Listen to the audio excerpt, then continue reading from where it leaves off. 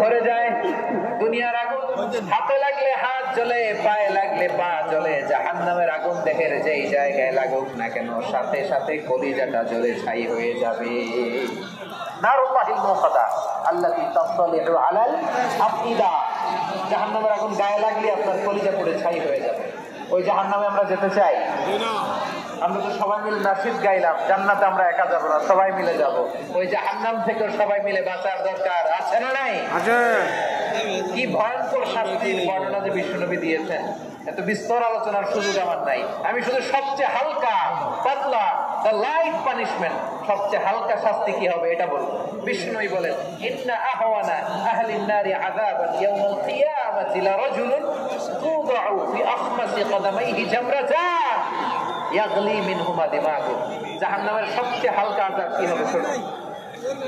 সবচেয়ে ভারী না হালকা? সবাই বলুন, জাহান্নামের সবচেয়ে কঠিন আযাব না হালকা? জাহান্নামের সবচেয়ে হালকা আযাব হলো ওই ব্যক্তির আযাব যার পায়ে যত জাহান্নামের আগুনের জোতা পুড়িয়ে দেয়া হবে।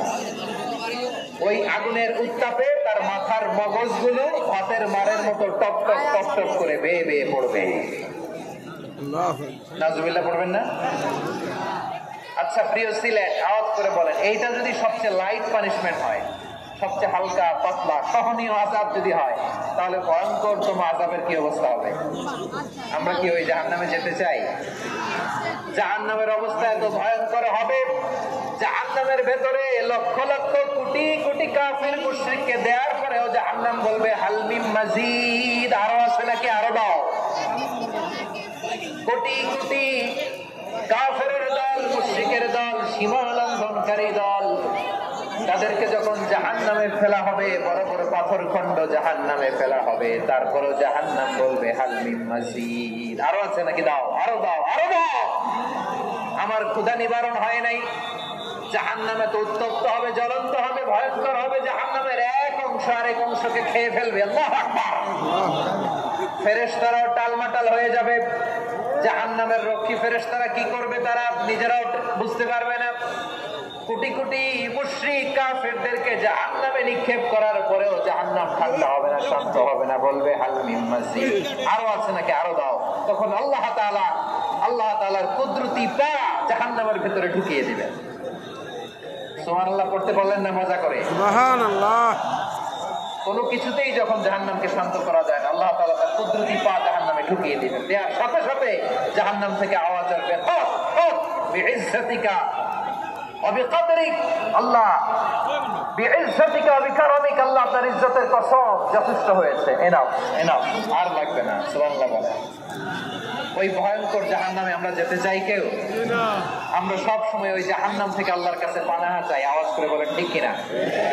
বিশ্বনবী সব সময় আল্লাহর কাছে আল্লাহর জান্নাত চাইতেন, আল্লাহর জাহান্নাম থেকে পানাহা চাইতেন। তিনি বলতেন আল্লাহুম্মা ইন্না নাসআলুকাল জান্নাতা ওয়া নাউযু বিকা মিনান নার। আল্লাহ তোমার কাছে জান্নাত চাই, তোমার জাহান্নাম থেকে পানাহা চাই। আবার আমরা যখন দোয়া পড়ি, আমরা পড়ি রব্বানা আতিনা ফিদ দুনিয়া হাসানাতাও ওয়া ফিল আখিরাতি হাসানাতাও ওয়া কিনা আযাবান নার।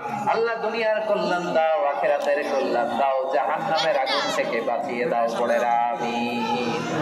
ওয়া কিনা আযাবান নার মানে কি? আল্লাহ তুমি আমাদেরকে বাঁচাও আগুনের শাস্তি থেকে। এটা বিশ্বনবীর সবচেয়ে প্রিয় দোয়া ছিল। নবী যখন তাওয়াফ করতেন, প্রতিটা তাওয়াফে তিনি এই দোয়াটা পড়তেন। রুকনে ইয়ামানি থেকে হাজরে আসওয়াদে যখন তিনি যেতেন, এই দোয়াটা পড়তেন, রব্বানা আতিনা ফিদ দুনিয়া হাসানা ওয়া ফিল আখিরাতি হাসানা ওয়া কিনা আযাবান নার। আল্লাহ দুনিয়ার কল্যাণ দাও, আখিরাতের কল্যাণ দাও। আল্লাহ জাহান্নামের আগুনের শাস্তি থেকে তুমি আমাদেরকে বাঁচাও। আওয়াজ করে সবাই বলুন আমিন। তাহলে বিশ্বনবী ওই জাহান্নামের ব্যাপারে আমাদেরকে সতর্ক করেছেন। এজন্য আল্লাহ তাআলা বিশ্বনবীর নাম দিয়েছেন নাদির, সতর্ককারী, ওয়ার্নার। আল্লাহ বলেছেন নবী আপনারে আমি শাহিদ মানে সাক্ষ্যদাতা বানালাম, মুবাশশিরান আপনারে আমি সুসংবাদদাতা বানালাম, নাদিরা আপনারে আমি সতর্ককারী বানালাম। 4 নম্বরে ওয়া দাইয়ান ইলাল্লাহি বিইذনিহি আপনারে আমি